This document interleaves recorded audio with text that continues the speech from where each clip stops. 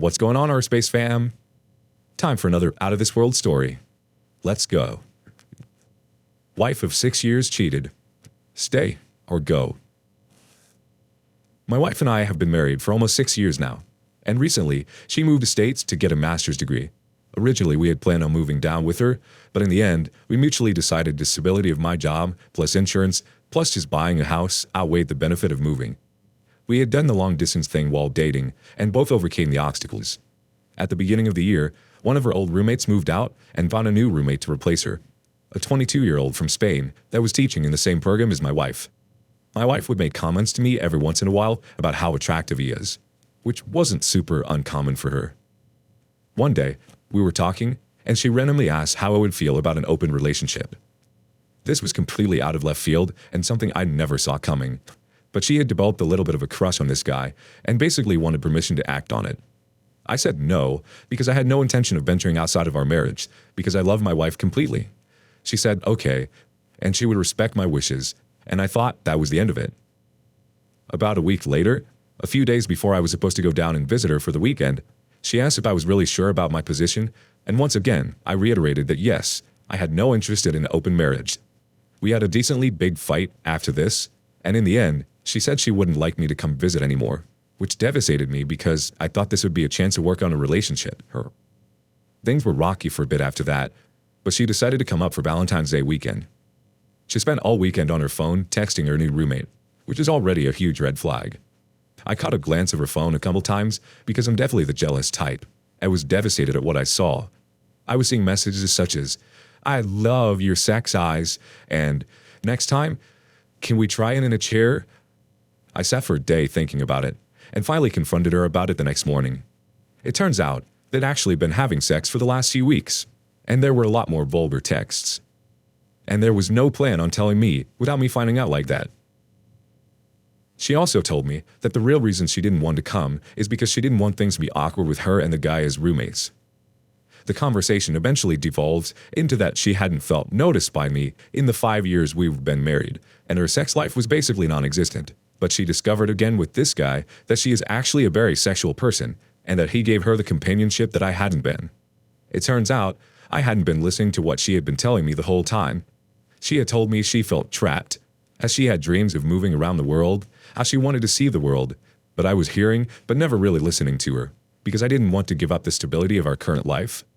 I always had the intention of getting to these things eventually, but I wanted to make sure we were financially stable enough to do so. So here I am. I realized that I pushed her to this point. She has and still does tell me that she loves me and will always love me, and that her thing with this guy is purely lust with no feelings whatsoever. I just don't know what to do. I told her how sorry I was and how much I will work to change and be a better person or husband, and she still does want things to work with me. I just don't know if I'm digging myself deeper by continuing on with her. We've been together 10 years now, with almost 6 being married, which is basically a third of my life. And something about that won't allow me to objectively say I'm done. My mental health this week is not in a good place, because every waking second that we're not talking, my brain immediately goes to, are they having sex? What is she doing? Things of that nature. I'm going to see a shrink later this week about this because I don't know what else to do. This one got the community riled up. Truth merchant, let him have it. OP, this'll be long and harsh. Apologies in advance. 1. Your marriage as you thought you knew it is over. Reread that. Internalize that. 2. Lawyer up today. 3. Separate financially. Today. Open a new account where your paycheck goes. Her name is not on the account. 4. Get tested for STDs. Today. Moving forward, part 1. Number 5. Eat better. Exercise more. Drink H2O.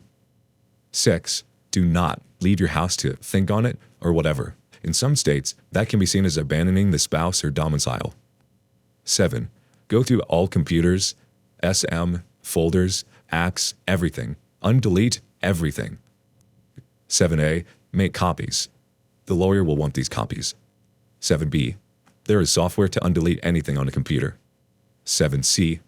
If you pay her cell phone bill, call the provider for all text and call logs. The lawyer will want to see this. Moving forward, part 2. 8. Your spouse was already cheating. Asking for an open relationship means she was looking for your permission to do something she was already doing. 9. Your spouse does not respect you or your marriage. I have my doubts if this was her first time. 10. Reconciliation is a non-starter. Until she shows remorse, true remorse, you are her provider while she messes around.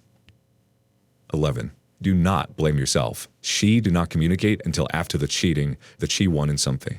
She made the choice to cheat. 12. Marriage counseling is another non-starter. The marriage counselor is interested in keeping you together, not your best interests. And until the wife shows remorse and separates 100% from her affair partner, the marriage counselor is a waste of time.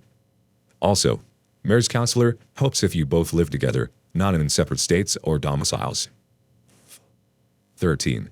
Once your wife realizes you have done the lawyer and separated the bank accounts, she will suddenly become more attentive. This is a tactic on her part to have you accept her behavior. Your strategy is known as gray rock. 13a. Expect in any conversation any of the following: lies, gaslighting, trickle truth, yelling, screaming, attempts at intimacy, crying, or accommodation. 13b. Again, gray rock. Final word of warning. If you take her back, you have condoned her behavior. Remember, OP, you deserve to be somebody's first and only choice. And thank your stars you don't have kids with this cheater. Fallen 1MS wants to jump in on this. Your wife is never going to change her actions as long as you don't give consequences to her actions. The easiest way to get her out of the affair vault is to serve divorce papers. Divorce can be stopped any time before final decree. Don't do the pick-me dance. She will never respect you and thus will never stop the affair. You have to be willing to lose your marriage to save it, and sometimes you might not even want to. She's your rebellious, unruly child and you're her doting but wishy-washy dad. You need to ground her. Immediate hard consequences is the only way to get your wife to get in line. Also, don't you dare take that blame onto yourself. If she had relationship problems, did she ever care to discuss them with you? No. She just built resentment internally and used it to justify traumatizing the person she says she loves. She could have solved all your relationship problems with a talk every night at 8, with a marriage counselor session, by serving divorce papers to you. Sleeping with someone else is not going to solve your relationship issues. Also, you want to know the easiest way to get her out of this whole open marriage bullcrap? Tell her you agree with her proposal, and you've been banging the brains out of 2 to 3 young sweet things in their 20s. You don't really actually need to do it. Just tell her, and her reaction will tell you that she doesn't actually want an open relationship. She just wants to open the relationship on her side while keeping you closed off. She just wants to cheat on you and to cover it up with flimsy excuses. No freaking mercy, brother.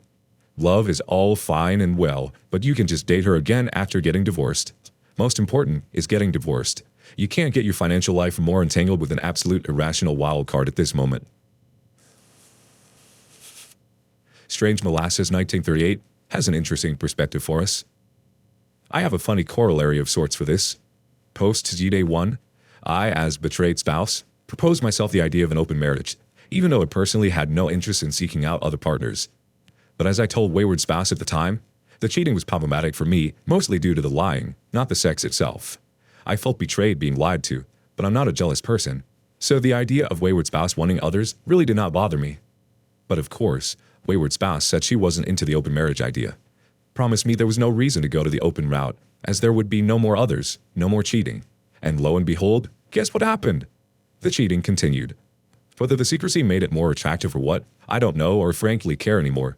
But I completely agree that in your case, OP, it was certainly just a way for wayward spouse to feel better about what she'd already been doing. Fallen 1MS comes back. Yeah, it's infuriating how stupid wayward spouses are. I mean, you literally gave her a free rein to do exactly what you wanted to do, and she willfully refused it, just to do what she wanted to do while keeping you in the dark. For what godforsaken reason? How could she not realize that she would have saved her marriage had she just looked at things rationally? I'm sure it's because she's horribly possessive and jealous about you. I've noticed this in a lot of wayward spouses, especially the narc ones. No big deal when they cheat on you, but you talk to someone else and the green-eyed monster comes out in full force. I have a similar story too. My ex-wife, girlfriend, told me she would forgive me and take me back if I ever cheated on her. So I put that statement to the test. I kicked it up to dread level 8, and let me tell you, the expression on your wayward spouse's face when she sees the other sharks circling their prey is priceless. I don't need to tell you, that what my ex said were just grandstanding platitudes. She changed your tune quick. And how? All right, one last quick story. With so many ways to hide infidelity in the information age, how can you ever trust again? Last July, I found out my wife of 7 years was cheating on me. We had gotten into a fight, and as always, she left the house. I was bummed and wanted to cheer myself up, so I grabbed her tablet to watch a movie. I clicked on the photo album of the tablet by mistake and started scrolling through our photos. This made me smile and put me in a good mood, until I saw them. Photos of my wife and one of her customers synced through Google Photos to the tablet, with an exact GPS location of where the photos were taken. Kissing, cuddling, yeah. The worst part, my in-laws were in on it and encouraged it.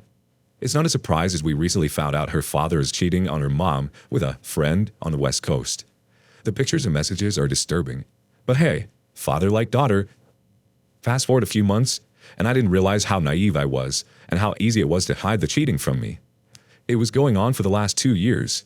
I had suspicions, but never had any proof. A few months later, I met a girl and we started dating. Meanwhile, the whole time, my wife was doing her best to keep in contact with me while hiding it from her new lover, which she immediately moved in with. He threw away a 20-year relationship to be with my wife. As the months went on, she did anything in her power to keep our contact a secret, even going so far as to message me without telling her new lover. My girlfriend at the time knew I was in contact with her and was fine with it. My wife would message me though, Discord, email, Blizzard chat, texts plus WhatsApp, fake emails, Instagram, etc. I was blown away. So many ways to keep conversations a secret. So easy to cheat. One day, we met up for lunch quick to discuss returning some of each other's possessions. Her new lover didn't know we were meeting. The entire time she kept checking her phone. Eventually I got a glimpse and could see she was tracking him on Google Maps.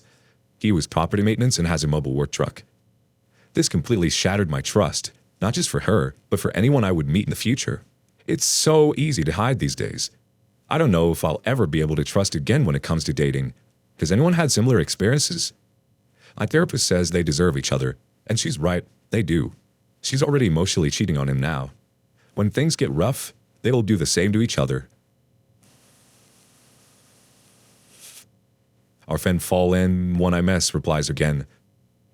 Well, I'll be a bit straightforward with you.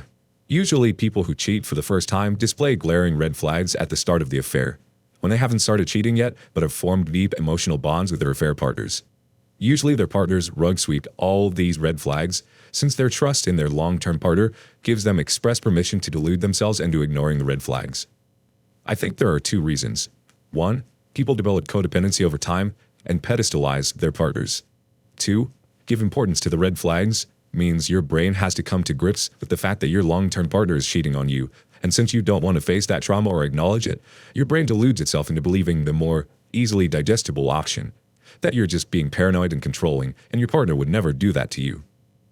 When you're wearing rose-tinted glasses, red flags just look like regular flags. I think if you fix your picker and stay vigilant, and bet your partners properly before committing to them, you'll be fine. Of course, you could always go FBI-level surveillance every time you catch even a whiff of suspicion, but that's the nuclear option. I think it's important to remember that unless you strap a GoPro on your partner's head 24/7, there's no way to be 100% sure of their fidelity. It's like driving a car. You know that every time you get a vehicle, there's a not insignificant chance you get in a bad accident. Doesn't mean you swear off driving. What do? You make sure your seatbelt's strapped, the airbags work, etc., etc. You should aim to grow to a point where you can deal with infidelity from your partner and kick him to the curb in immediacy. I'd suggest trying to internalize validation and to develop an abundance mentality. It's amazingly free knowing that your self-worth is never tied to anyone else's actions or opinions of you.